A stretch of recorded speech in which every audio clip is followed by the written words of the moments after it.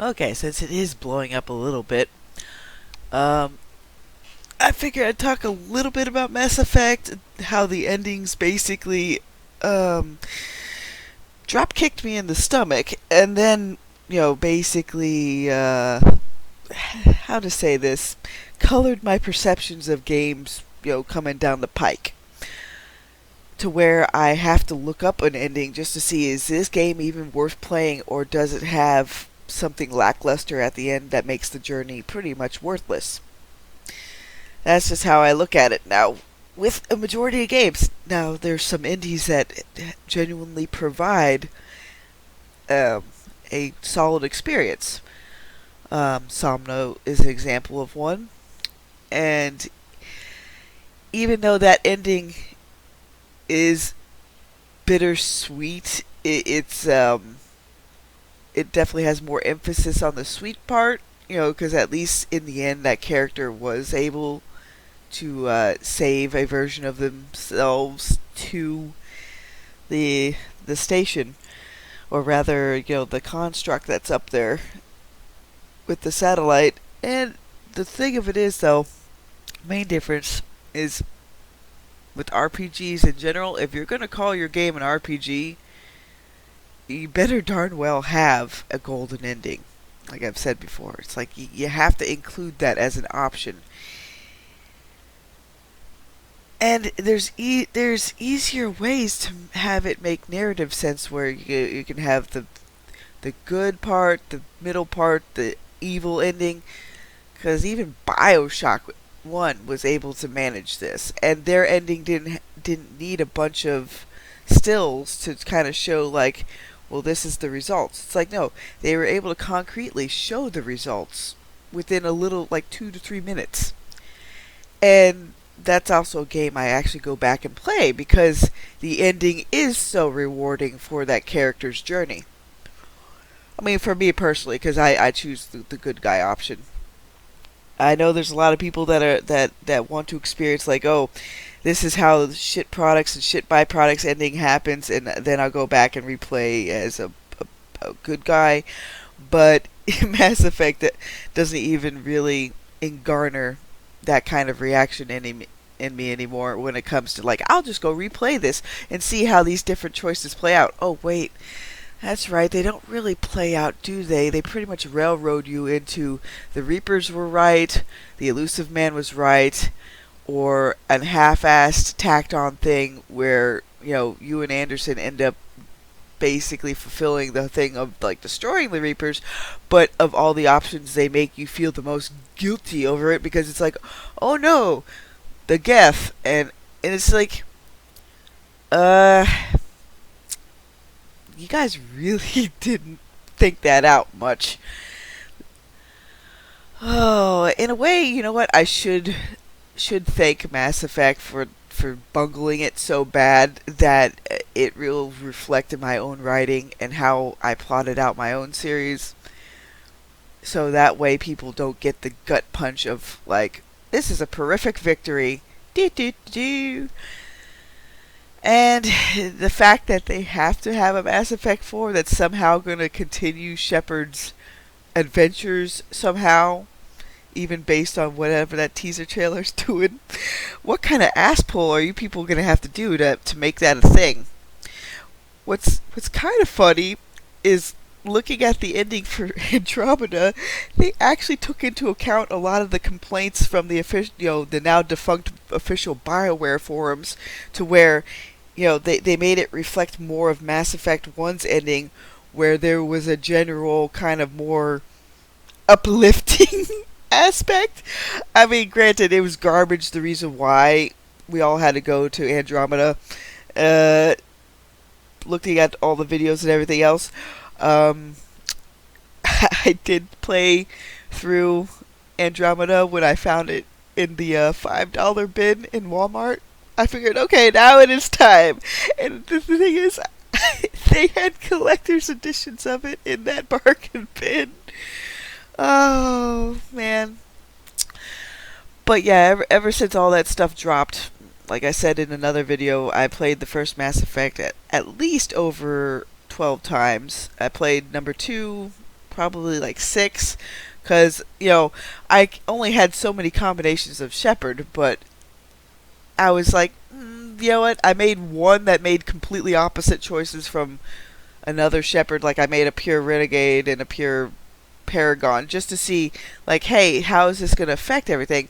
But I noticed even with Mass Effect 2, they weren't pulling over as many choices as you would have thought, or the ones they were pulling over because they didn't plot it out in advance. It seemed a little bit tacked on. The one difference between Mass Effect 3 and what not BioWare, but what Bethesda did with the Fallout 3 debacle is they legitimately changed their ending. Broken Steel legitimately changed the ending to where it gave that character a better send-off. Yes, did it piss off a lot of devs with the whole, oh, this is your artistic vision, you shouldn't change it? It's like, no. Now with books, that's a different medium. You have a writer that has set characters doing these things and going towards a specific ending. So that's why I try to find things in the superversive wheelhouse to where it's like, are they going to give me an uplifting ending? Because that's what I'm really aiming for nowadays, like more golden age kind of optimistic sci-fi. Now, can you pick up things in Uplift Protocol where it's a little bit the tune is out of whack or the engine is not quite revving up?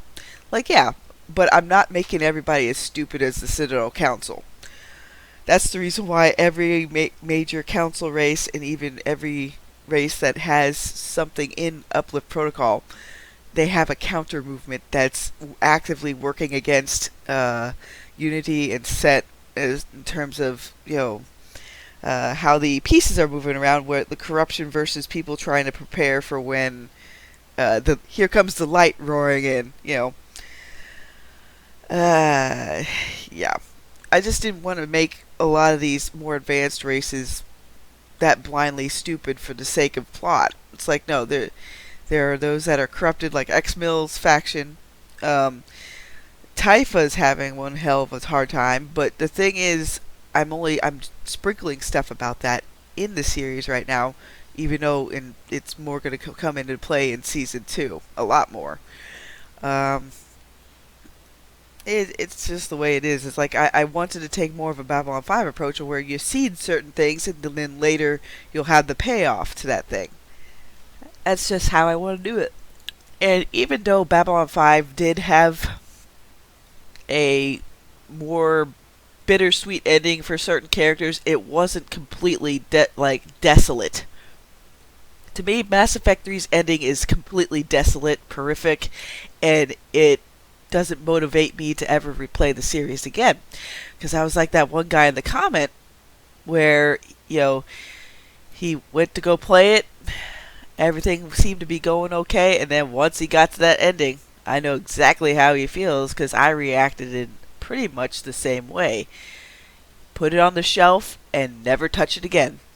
And I haven't been able to play Mass Effect 1 or 2 again either, because 3 made me realize like most of the choices really didn't matter. It's funneling you to that red, green, and blue. Even some of the still frames that they show after the fact, it basically, yeah, it's a subversive gut punch. That's how I see it.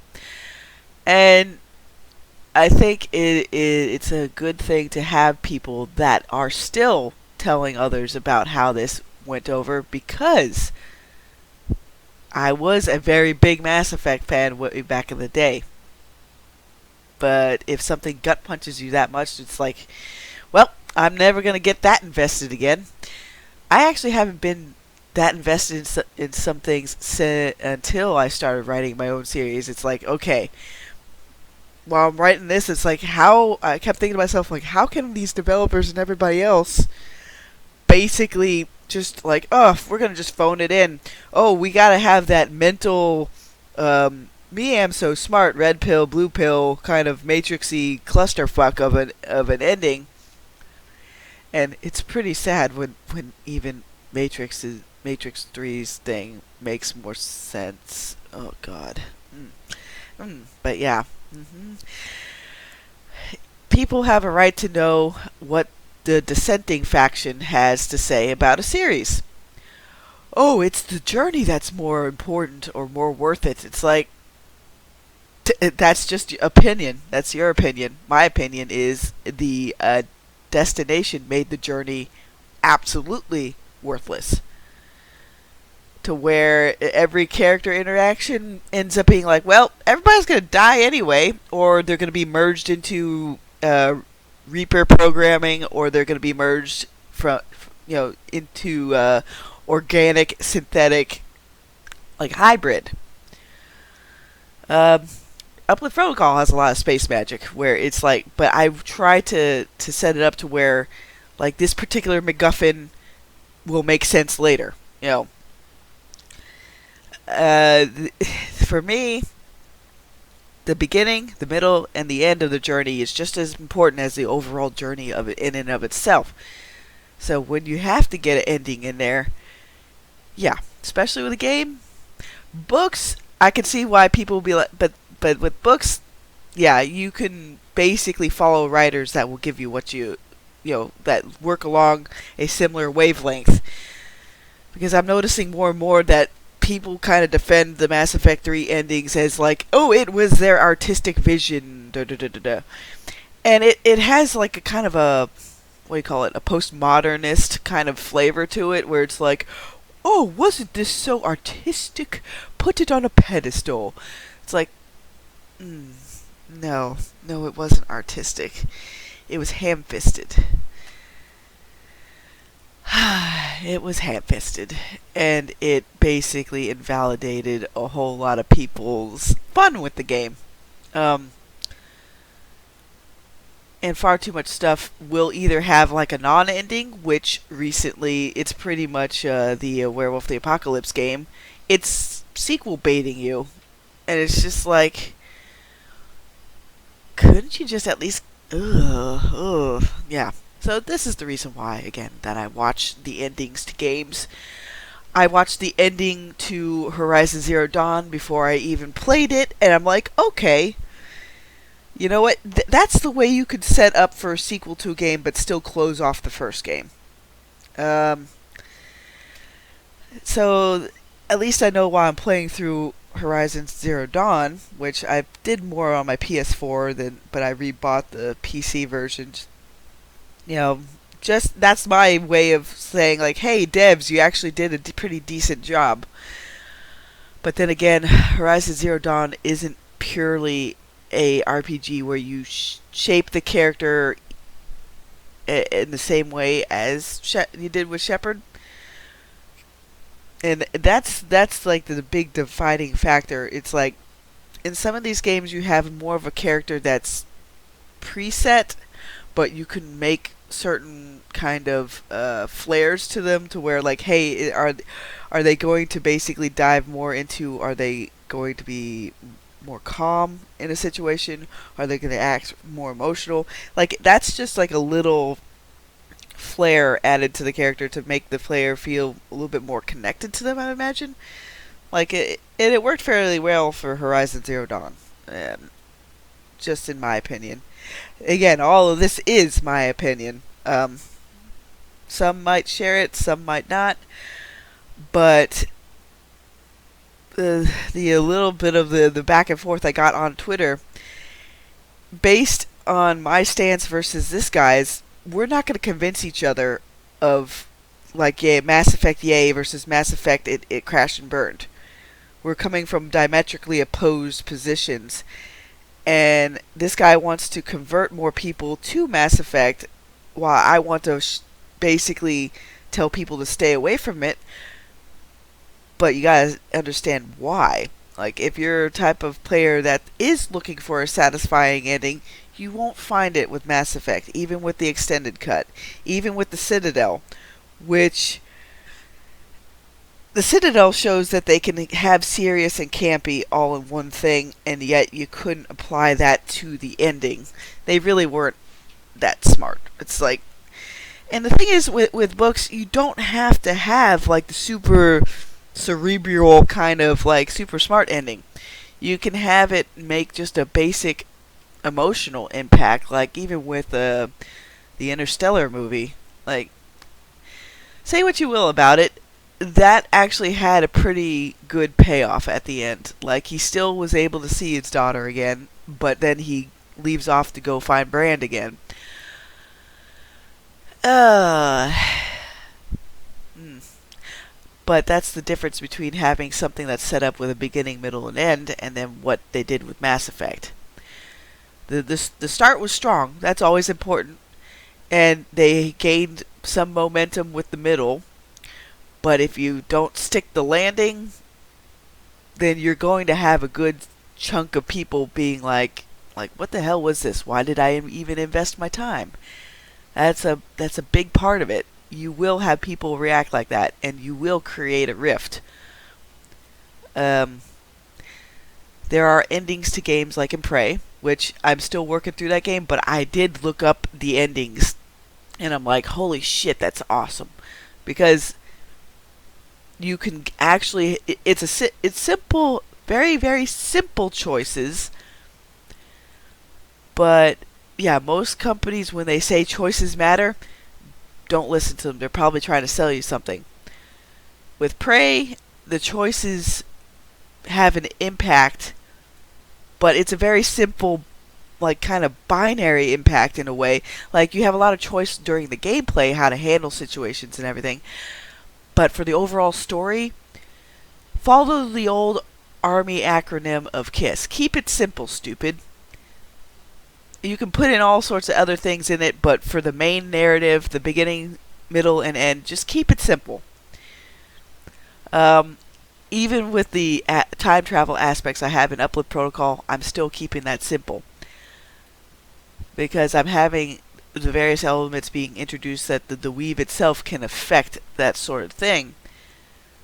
But when you have so many cosmic forces out there that can tip the balance in such wacky ways, you have to end up setting it up to where, okay, what's a limiter to where they won't just instantly snap their fingers like Q and change up everything. So, to give you a little bit of insider part on this, Unity is specifically looking for first ones from earlier cycles or from near the beginning of all time. And if they use too much of their capabilities, that sends Unity running to where it's like, I smell you over here. I think I'm going to eat you for your knowledge. You know, kind of like what Eldritch Hoarders do. So, or Eldritch, it's the morning. Florida woman isn't quite functional without coffee. But I put simple stopgaps on all of them, so that way they have to rely on the younger races to help them out a bit, to kind of untangle this snarl. You just gotta look at a story and make sure that you hit all the beats that you want to hit. And if you want to go for a horrific nihilistic ending, fine, that's your prerogative in a book or in a show. But yeah, with games with the illusion of free choice and like, oh, this will matter to it. Yeah, the old games understood that you needed something fulfilling to work towards. New stuff just wants to be postmodernist dreck. Have a good day, everybody.